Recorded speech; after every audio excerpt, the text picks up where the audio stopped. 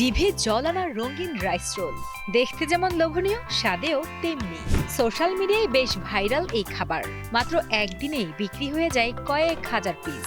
দক্ষিণ কোরিয়ার street food তালিকায় এই মুহূর্তে সবচেয়ে আলোচিত খাবার হলো এই এগ ও বুলগোগি কিম্বাব বা রাইস রোল। ধোয়া ওঠা গরম ভাত, তার সঙ্গে পাতলা করে কাটা গরুর মাংস, নরম ডিমের স্বাদে তৈরি এই খাবার এক কামড়েই জিভে লেগে থাকে স্বাদ। আপনি যদি ভোজন রসিক হন তবে এই ভাইরাল কিমবাবের তৈরি দেখলে আপনার ক্ষুধা বেড়ে যাবে কয়েক গুণ।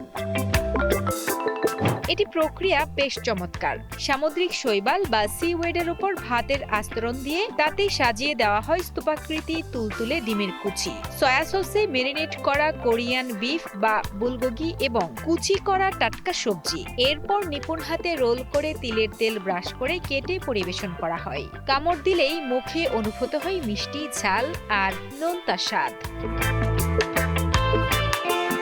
স্বাদে এটি যেমন অতুলনীয়, পুষ্টিতেও তেমনি সেরা। পুষ্টিকর এবং ঝটপট খাওয়া যায় বলে স্কুল পড়ুয়া থেকে অফিসগামী সবার পছন্দের তালিকায় ১ নম্বরে এখন এই স্ট্রিট ফুড।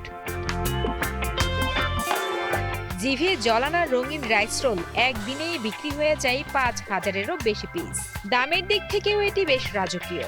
দক্ষিণ কোরিয়ার রাস্তায় একটি স্পেশাল রোল বিক্রি হয় ৫ থেকে ৭,০০০ ওনে, যা বাংলাদেশি টাকায় প্রায় ৪৫০ থেকে ৬৫০ টাকার মতো।